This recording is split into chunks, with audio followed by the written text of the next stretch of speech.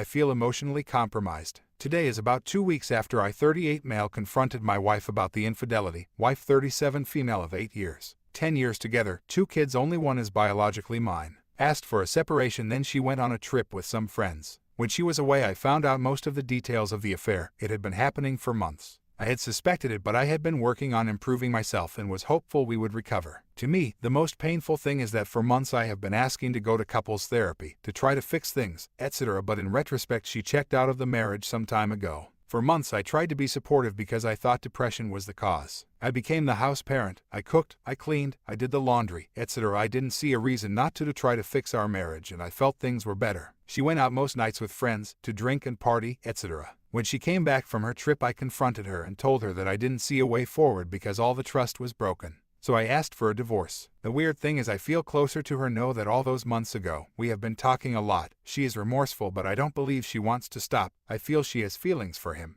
Why am I still thinking a future with her is possible sometime down the line? If she hasn't tried anything and has taken the easy path every time, why am I not angry and try to see everything from her point of view? Why did I hug her and console her the night it all went down? Why would she throw everything down the drain for a whim? Why does she still also see a future with us down the line? What was her end game in all of this? Why I can see us as friends? Why I can talk to her most of the day? Now she is probably on her way to the other guy, and I feel empty in the house with the kids, trying to visualize a future where we are not together, trying to find out what is the best way for me and the kids to transition. I have felt so alone for so much time trying to fix this all by myself. I didn't want to talk to anyone about it to not sour relationships. But I feel like every one of her friends knew and laughed behind my back, because most of them have done or are doing something similar. I don't like that I feel this emotionally compromised. Sorry, this is my first post, not sure of the formatting or flaring. I just wanted to vent a little bit.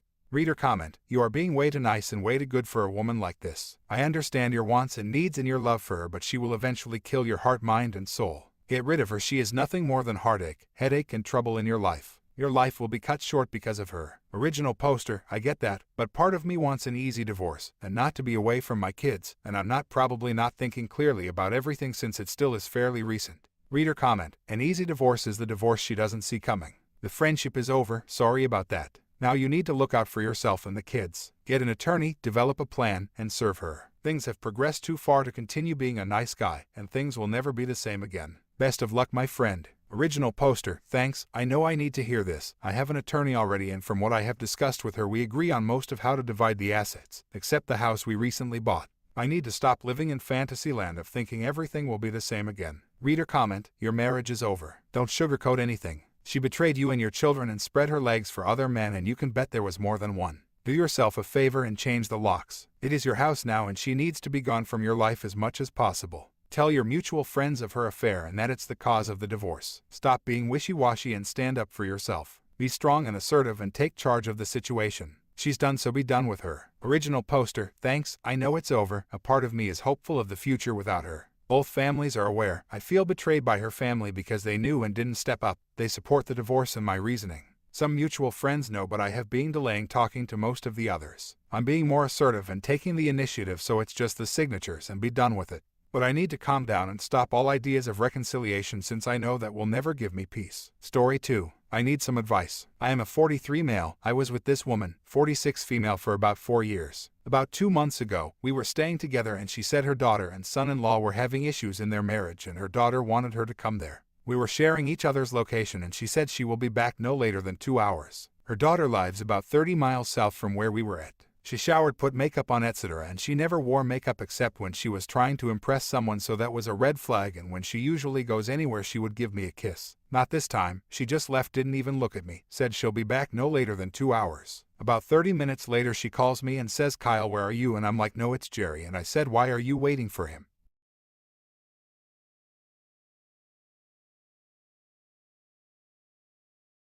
After she hung up with me, her location goes off, and I didn't hear from her until 12 p.m. the next day, and when I asked her why she didn't answer or call me, she said she left her phone in her daughter's car and her daughter wouldn't let her use her phone to call because she said she don't like me. The next day we are in my truck. She's in the back seat and she fell asleep and her phone kept going off, so I unlocked it and there was about 10 messages from a contact named Babe. She tried to tell me that was her 7-year-old niece. Her niece doesn't have a phone and she forgot that my daughter is dating her nephew, the 7-year-old's brother, so my daughter tells me stuff. So when I checked the messages it says, "Do you want to go to the casino?" So I replied, who this? And the reply I got back was, it's me, Kyle, you was with me the other night. So I woke her, asked her WTF, I called the number and he admitted everything to me, telling me they're in a relationship for 6 months. She got out, took off with her car. The next day I happened to drive by a store and what do I see her and this dude hugging and kissing. I pulled up and said, what up, we need to talk, and she gave the oh shit look, got in her car and left, and dude followed her. I called, no answer, I texted, no reply, she blocked me on everything. Fast forward to a week and she emails me saying her car is out of gas on the side of the road, she got no money, she wants me to help her. Remember, now she blocked on everything except email. So I tell her to tell dude she cheated on me with the help, and that was the end of that.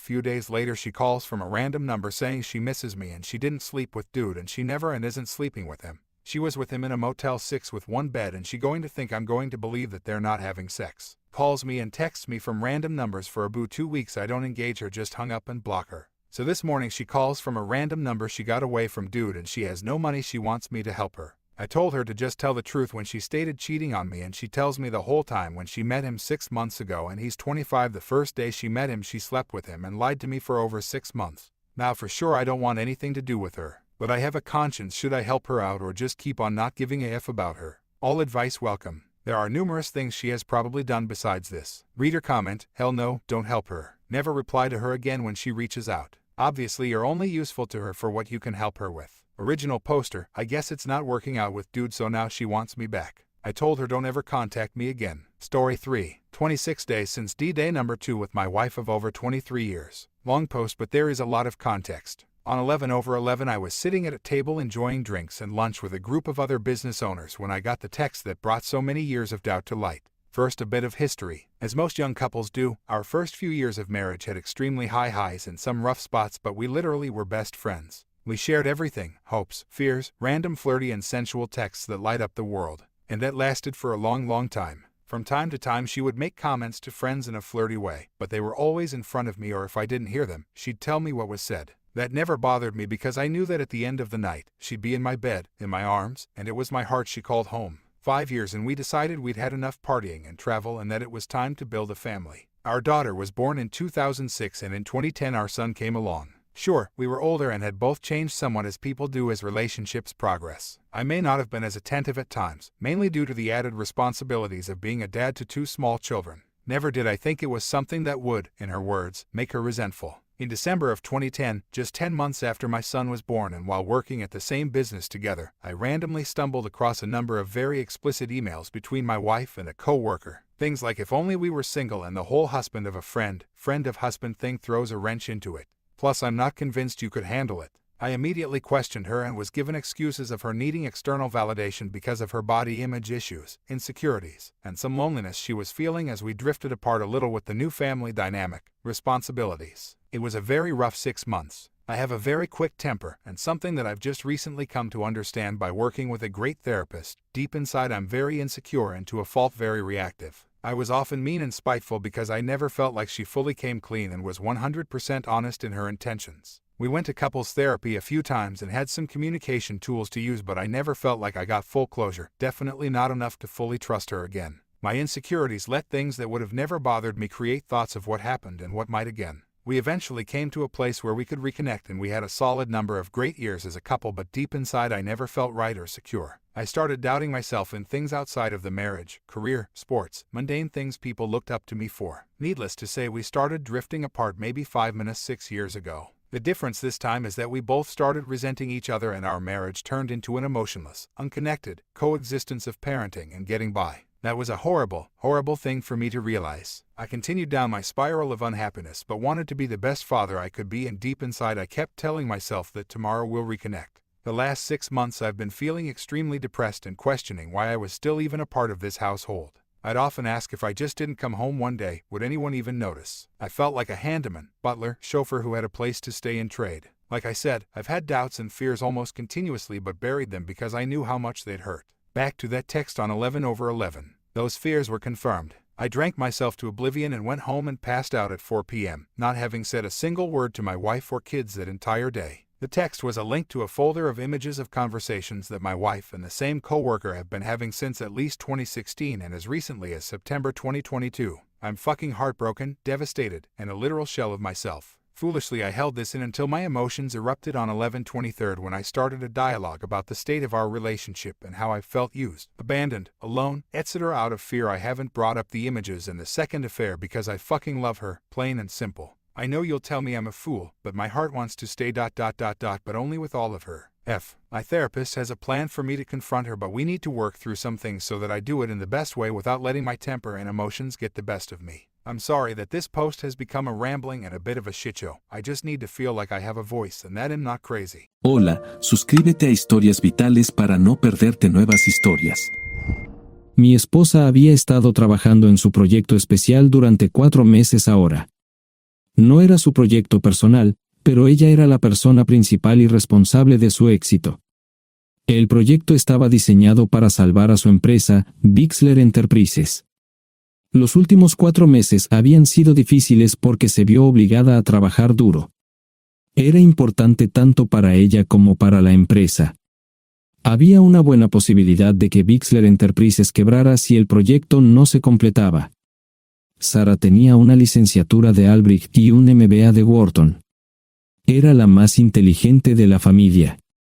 Yo empecé a trabajar como mecánico de autos justo después de la secundaria y después de 21 años seguía siendo mecánico de autos. No me importaba porque me gustaba el trabajo y pagaba bien. Era suficiente para pagar la universidad de Sara y criar a 2 hijos. No vivíamos lujosamente, pero estábamos bien. Los niños ya se habían mudado, y las cosas iban bastante bien con nuestros ingresos. Sara quedó embarazada 3 meses después de casarnos a la edad de 18 años. Durante los primeros años de nuestro matrimonio, vivimos con mis padres. Ellos tenían una gran casa vacía ya que 4 de mis hermanos se habían mudado. Eso significaba que teníamos una niñera mientras Sara completaba sus primeros años de universidad.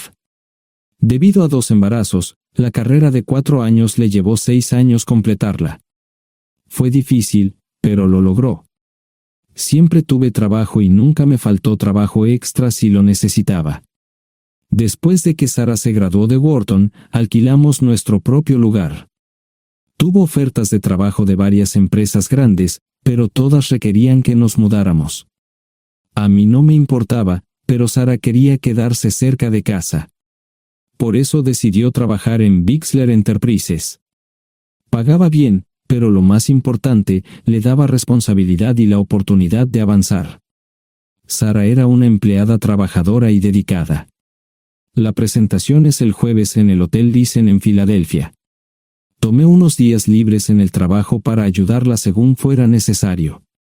Al final, todo lo que logré fue hacerle algo de comer cuando llegaba a casa. No sabía nada sobre su trabajo, ni tampoco quería saber, los negocios corporativos de alto nivel me aburrían. Empresarios de Europa, Asia y América del Sur venían aquí, la empresa pagaba sus boletos de avión y proporcionaba habitaciones en el Hotel Thyssen mientras estaban aquí. Era caro como el infierno, y por algunas cosas que Sara había dicho, la empresa estaba sobreestimando sus finanzas. Su presentación era importante para ella, para la empresa y para más de 200 empleados. Hasta el martes por la noche, todo iba bien. Sara llegó a casa con un traje nuevo, un traje gris con una blusa blanca. Desplegó todo lo que necesitaba en la cama de la habitación de invitados. Cuando se trataba de la limpieza de la casa, ella era normal, pero cuando se trataba del trabajo, era meticulosa.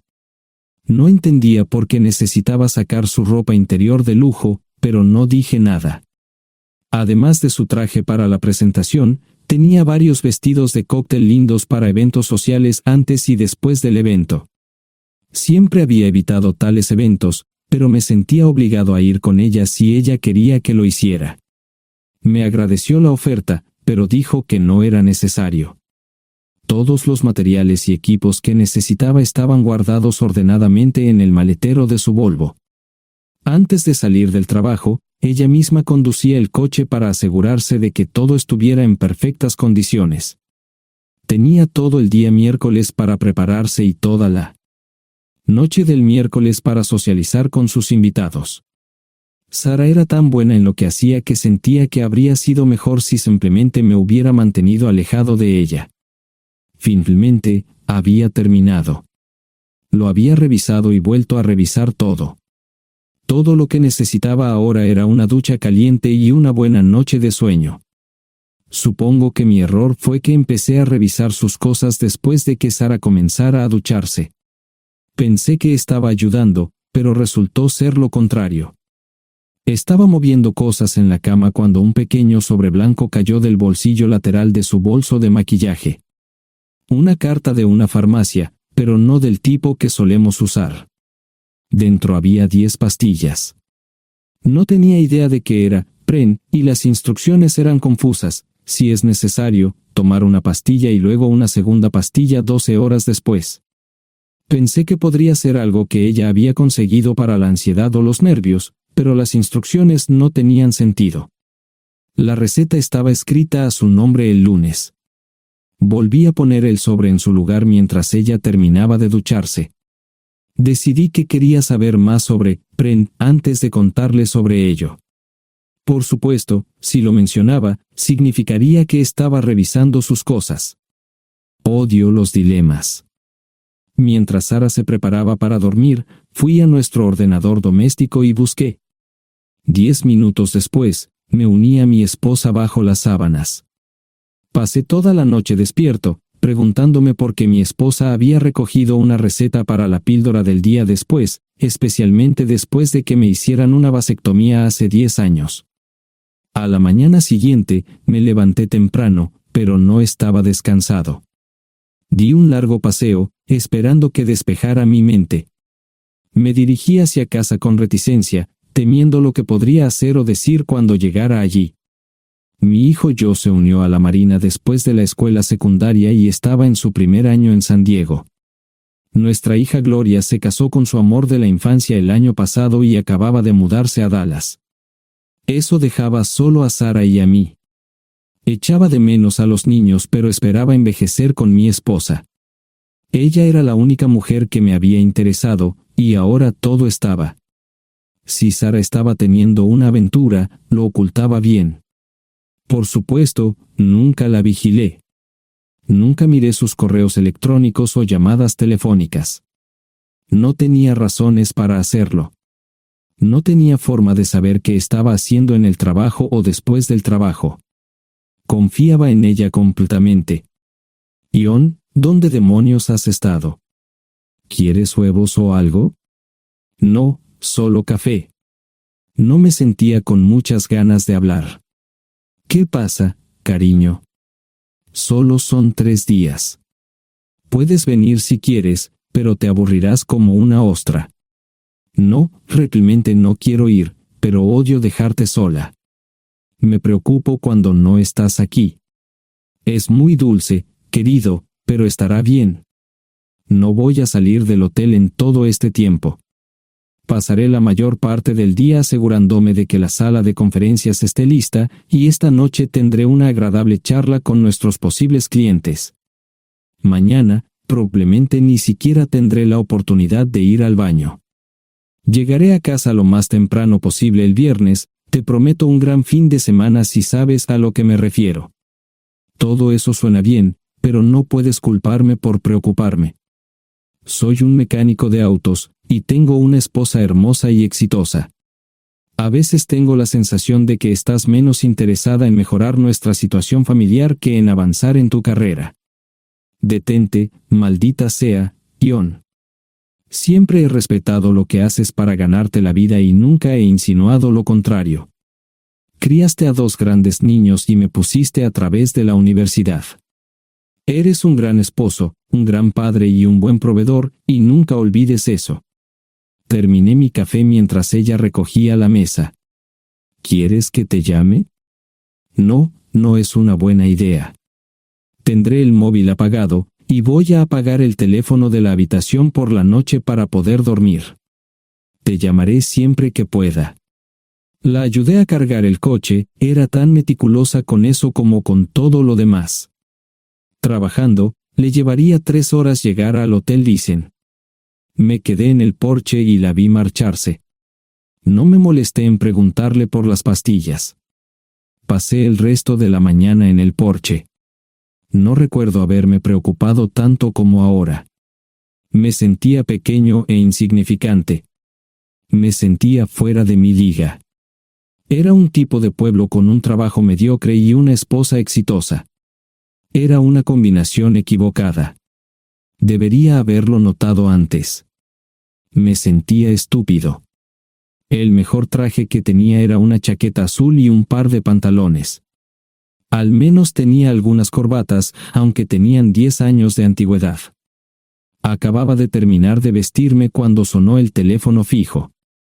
Oye, cariño, solo quería avisarte de que llegué bien. ¿Tuviste un buen viaje? Supongo que el tráfico no estaba demasiado denso. Estuvo bien. Te llamaré esta noche. Ahora tengo que irme. Estoy en la habitación 714, Sara. Puedo estar en casa de mis padres o en la de mis hermanos esta noche si quieres llamarme a mi móvil. De acuerdo.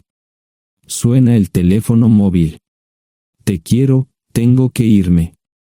Me tomé mi tiempo para llegar a Filadelfia.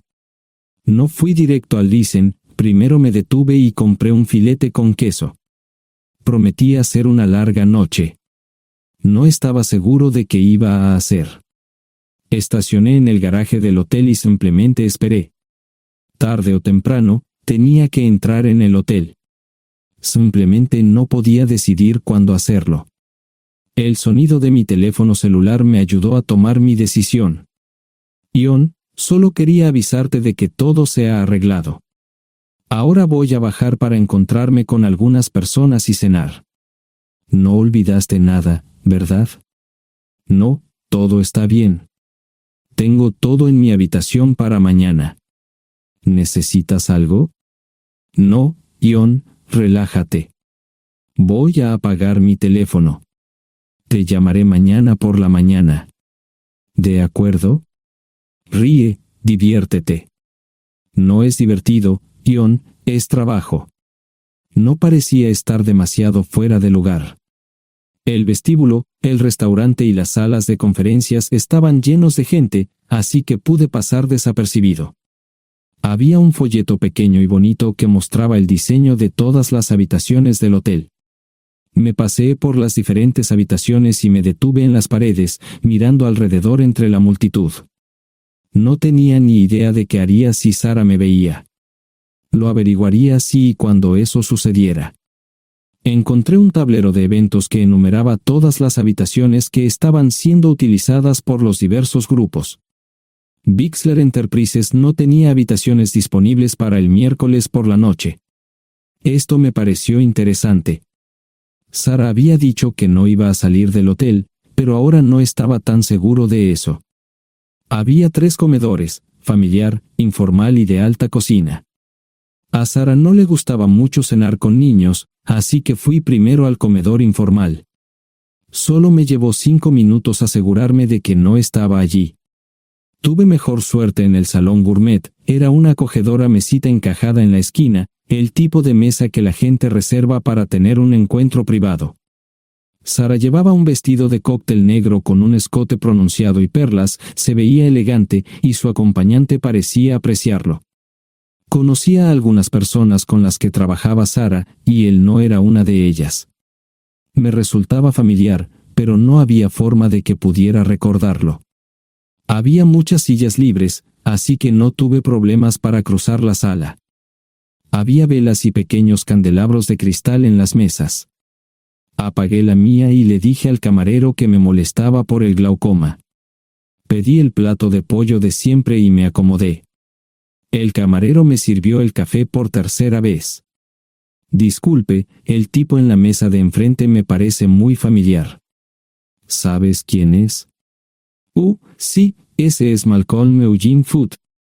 Es miembro del Consejo Municipal, se espera que se postule para el Congreso en los próximos años. ¿Es esa su esposa con él? Es muy bonita. No, esta es la primera vez que la veo. Siempre usa esa mesa para señoras especiales, si me entiende. Simplemente le sonreí y pedí la cuenta.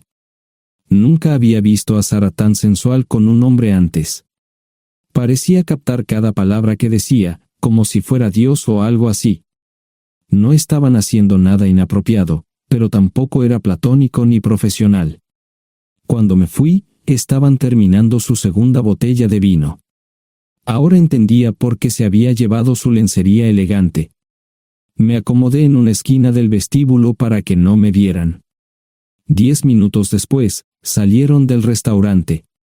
Ella le tomaba la mano mientras caminaban por el vestíbulo hacia el ascensor. Observé cuidadosamente los indicadores de piso. Que el ascensor se detuviera en el tercer piso era una buena señal, significaba que no lo había llevado a su habitación. Era una mala señal cuando el ascensor no llegaba al séptimo piso, significaba que ella fue a su habitación. Por si acaso me equivocaba en algo, me senté en el vestíbulo y observé el ascensor durante 1 hora. La gente entraba y salía, pero Sara no estaba entre ellos. Saqué mi maleta vacía del coche y me dirigí al mostrador de recepción. Aunque podía demostrar que era su esposo, me costó trabajo conseguir una tarjeta llave. Se dieron después de llamar a la habitación, pero nadie respondió. Finalmente, estaba en camino a la habitación 714 con la tarjeta llave. Ni siquiera encendí las luces al principio, simplemente me senté en la oscuridad de la habitación durante más de 1 hora. No fue difícil asegurarme de que no regresara a la habitación. Primero, empacé todas sus ropas y pertenencias personales. No dejé nada atrás. Revisé el paquete de Preven, todavía quedaban 10 pastillas en el tocador. De manera muy ordenada, estaban todos los artículos que necesitaría para su presentación al día siguiente. Comencé a llenar la maleta. Había 24 carpetas promocionales especialmente encuadernadas y otras 20 carpetas regulares, todas ellas fueron a la maleta. Un proyector digital fue lo siguiente, seguido de una computadora portátil. Tomé su bolso y su celular, que había dejado en la habitación. Todo lo que tenía consigo era un bolso de mano y probablemente un tubo de lápiz labial. Di una vuelta por la habitación tan cuidadosamente como lo hizo ella para asegurarme de no perder nada. Una vez satisfecho, dejé las llaves del coche y mi anillo de bodas en el tocador. Aparte de esos 2 objetos, la habitación estaba completamente vacía. El ascensor se dirigió directamente al estacionamiento, no tuve problemas para llevar 2 maletas, y 20 minutos después, estaba en la autopista rumbo al norte. Pasaban las 3 de la madrugada, no tenía idea de que había pasado tanto tiempo. 1 hora o 2 después, sonó mi teléfono celular, la identificación de llamadas mostraba el número del Listen. ¿Ion?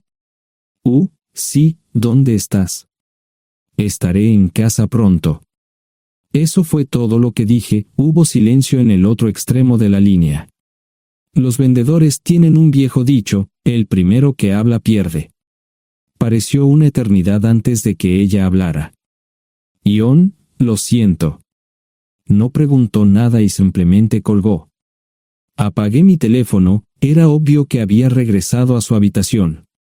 Más tarde ese día, tenía que dar una presentación que salvaría a su empresa y le daría un ascenso. Metí las maletas en el desván del garaje. Sara nunca iba allí y nunca pensó en buscar algo allí.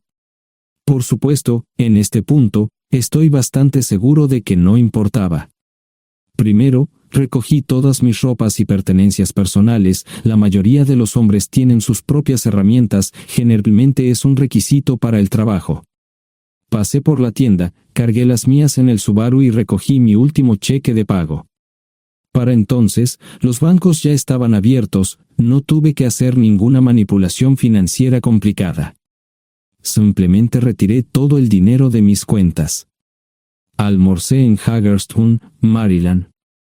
Tenía suficiente dinero para vivir durante unos años, pero sabía que estaría buscando trabajo muy pronto. Sara y yo éramos parecidos en eso de que a ambos nos encantaba trabajar. La voy a extrañar. Pasé un par de horas en las cuevas del Uray y alquilé una habitación cerca de Whitewell. No tenía idea de qué iba a hacer. Era sábado, y me encontré sentado en el acuario de Chattanooga, observando la naturaleza que nunca había visto antes. Pasé unas horas simplemente relajándome y decidí que era un buen lugar para estar.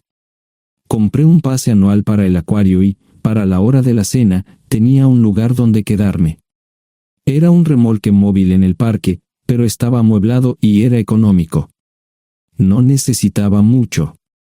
La primera cosa que haría el lunes por la mañana sería conseguir un trabajo. Un buen hombre de mantenimiento siempre puede conseguir un trabajo, especialmente si está dispuesto a trabajar duro. Podría permanecer discreto hasta que fuera el momento de renovar mi licencia de conducir o las etiquetas del coche, me preocuparé por eso cuando llegue el momento. El domingo por la tarde, llamé a Gloria. Me sentí obligado a informarle sobre lo que estaba sucediendo, pero Sara ya se lo había contado. Fue bastante franca con Gloria sobre lo que había pasado, dijo que había engañado, que la sorprendí, que me fui y que ella perdió su trabajo. Me sentí mal porque ella perdió su trabajo, pero ese era el precio que tenía que pagar. Le pedí a Gloria que le dijera a Josh lo que estaba sucediendo la próxima vez que hablara con él. También le dije que la llamaría aproximadamente una vez al mes para verificar cómo iban las cosas. No le dije dónde estaba. Para el mediodía del día siguiente, tenía un trabajo. En realidad, estaba a poca distancia del parque de remolques, con el Waffle House a mitad de camino. ¿Qué más podría querer un hombre? No sé cómo manejaron el papeleo, pero me estaban pagando $20 por hora sin hacer preguntas. Estaba feliz, y ellos también. Ni siquiera tendría que tocar el dinero que traje conmigo. Unos 2 meses después, Gloria me informó que Sara se había mudado de la casa y estaba viviendo con sus padres. Gloria no sabía nada más, pero estaba feliz de que estuviera estable y le estuviera yendo bien. Josh me llamó desde San Diego solo para informarme que iba a hacer un crucero. Era técnico en aviónica en un portaaviones, intentó explicar qué hacía exactamente, pero estaba más allá de mi comprensión. Nunca supe mucho sobre cosas técnicas. Ambos tuvieron cuidado de no decir nada malo sobre su madre, aprecié eso. Después de eso, todo siguió como siempre. Comencé a hablar con Gloria al menos semanalmente, Josh y yo comenzamos a enviar correos electrónicos regularmente. Gloria hablaba regularmente con Sara, pero decía muy poco sobre lo que estaba haciendo o dónde estaba. Nunca presenté la solicitud de divorcio, y parece que Sara tampoco lo hizo. Tengo una licencia de conducir de Tennessee y las etiquetas en el Subaru. Comencé a frecuentar un bar local un par de veces al mes y tuve encuentros casuales, 2 mujeres se alternaban como mis compañeras nocturnas regulares. No buscaban compromisos, y yo tampoco, parecía funcionar bien para todos nosotros. La vida era buena. Eso fue hace mucho tiempo, y gradualmente olvidé a Sara. Con el tiempo, el Subaru comenzó a darme problemas, había olvidado cuánto tiempo había pasado. Tenía más de 200,000 millas. Estaba reflexionando sobre esto con una jarra de cerveza un día cuando me di cuenta de que habían pasado casi 5 años desde que me fui de casa. Mantuve un contacto cercano con ambos hijos, Gloria ya tenía 2 hijos propios en este momento y quería que los visitara. Josh casi se casó con una mujer tailandesa, pero en el último momento, se negó. Por lo general, trabajaba 6 días a la semana y usaba el domingo para recuperarme del sábado por la noche, no había ninguna buena razón para que alguien llamara a la puerta de mi remolque a las 6 de la mañana de un viernes. Su grosería fue recompensada por un hombre medio desnudo abriendo la puerta, los calzoncillos del día son repugnantes, y la dama en la puerta, juzgando por la expresión en su rostro, estuvo de acuerdo conmigo. Ella apartó la mirada, pero su compañero no parecía impresionado. Norm habría usado pantalones, pero en un momento como este, los invitados me molestaron. Estamos buscando a John Terrell. No los conozco. Me llamo David Simmons, y esta es mi esposa Mara. Tenemos un problema y esperamos que nos puedas ayudar. Lo siento mucho, no trabajo a altas horas de la noche. Si necesitan algo relacionado con su auto, tendrán que ir a la tienda. Esto provocó varias miradas en blanco y finalmente una respuesta.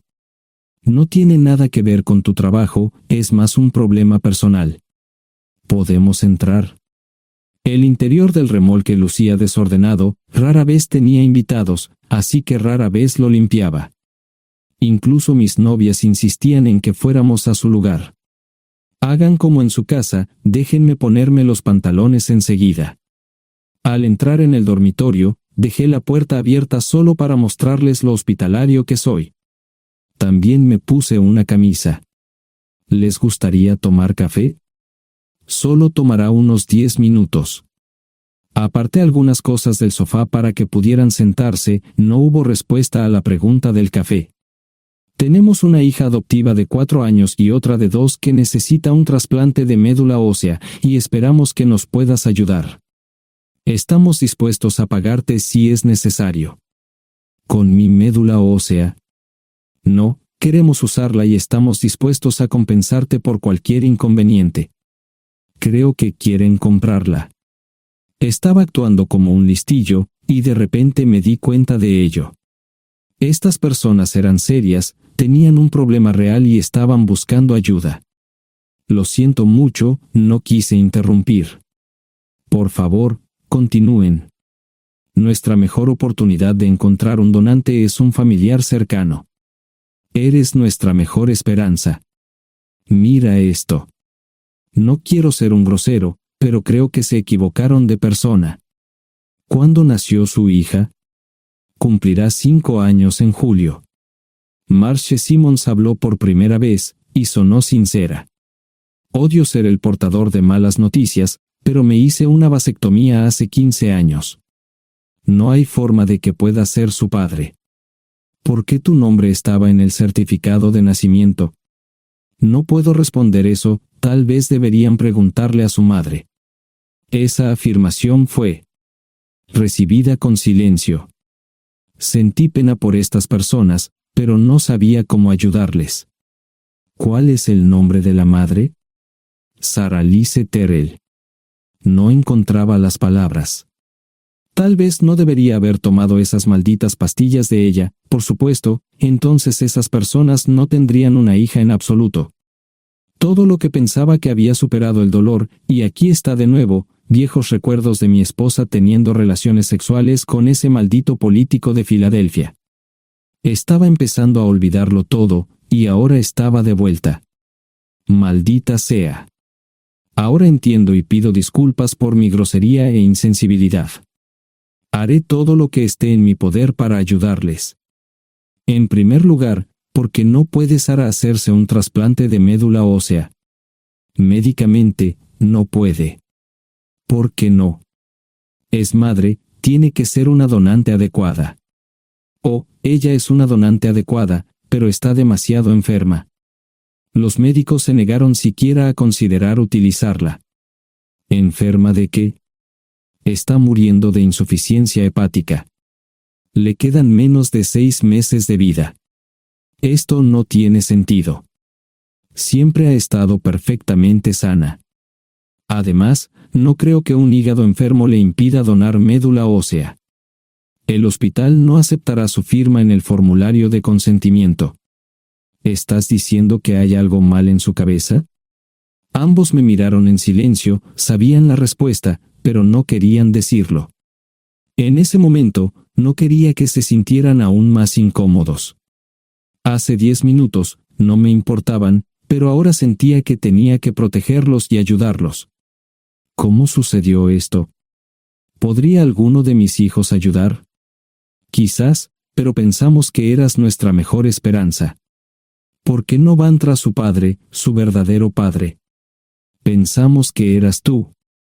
No tenemos ni idea de quién más podría ser.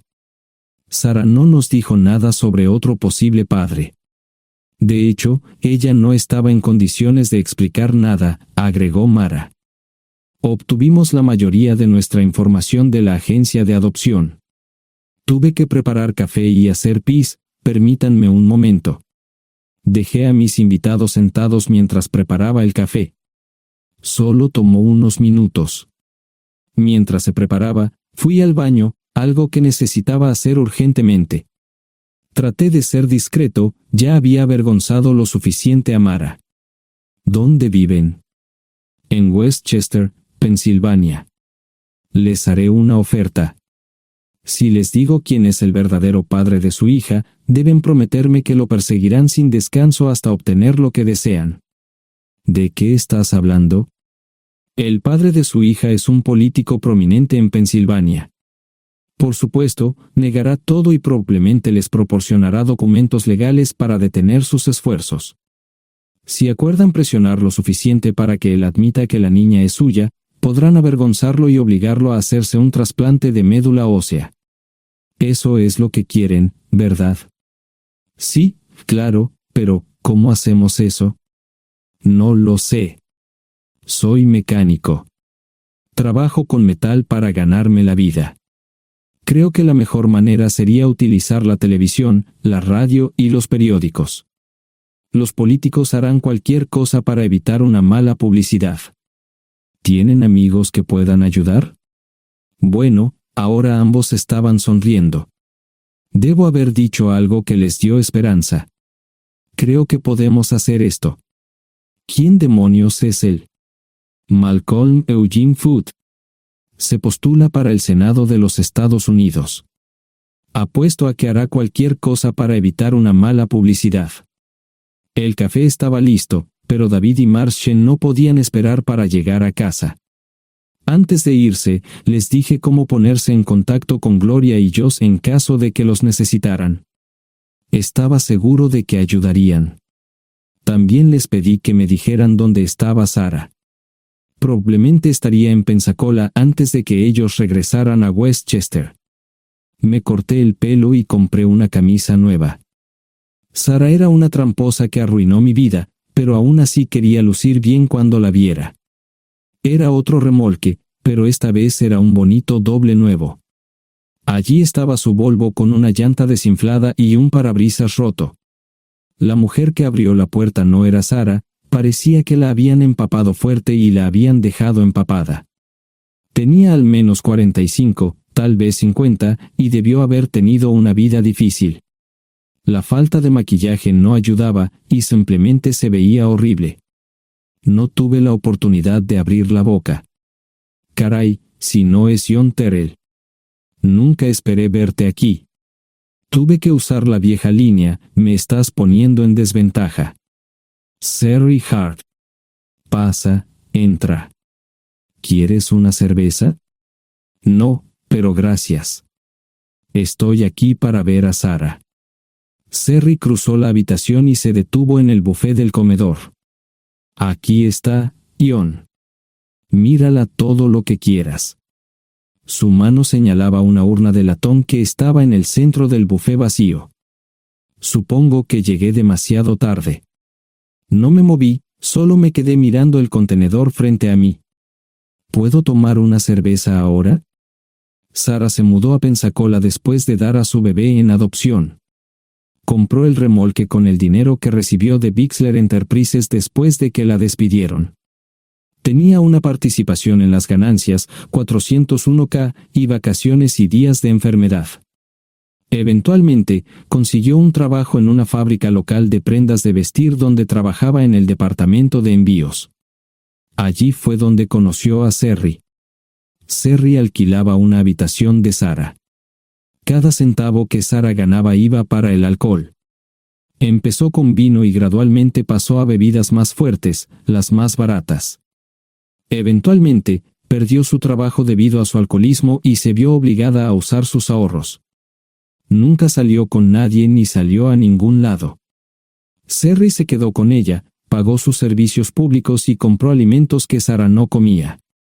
Le llevó más de 3 años quitarse la vida. Increíblemente, ella tenía un testamento y me dejó un doble remolque y un Volvo. Sherry explicó que Sarah estaba tan angustiada por lo que había hecho que simplemente se rindió. No intentó evitar el embarazo ni siquiera terminarlo. La adopción se había arreglado meses antes de que naciera el bebé. Nunca volvió a trabajar, excepto en los trabajos clandestinos que hacía mal. Sherry dijo que Sarah no parecía tener ambición ni propósito en la vida. Sarah hablaba mucho de mí pero tenía miedo de intentar contactarme. Gloria le dio mi número, pero nunca me llamó. Era como si su aventura de una noche la hubiera lastimado más a ella que a mí. Estuve allí durante 2 semanas y luego vendí el remolque de Serry por $1 y obtuve $3,000 por el Volvo. 2 días después, estaba en Westchester visitando a mis nuevos amigos David y Marche. Malcolm Eugene Foote resistió al principio, pero David y Marche lo presionaron hasta que cedió. Insistió en pruebas de ADN, que demostraron que era el padre. Para salvar la cara, más o menos lo obligaron a someterse a un trasplante de médula ósea, que fue exitoso. La carrera política y la vida familiar de Malcolm no dejaron una impresión favorable. Su caída en las encuestas fue tan rápida que el partido lo reemplazó por otro candidato unos meses antes de las elecciones. Su esposa solicitó el divorcio y fue muy pública al respecto. Sara y yo estamos viajando ahora a Dallas para ver a Gloria y a mis nietos. No sé cuánto tiempo mantendré a Sara conmigo, probablemente hasta que tenga a alguien.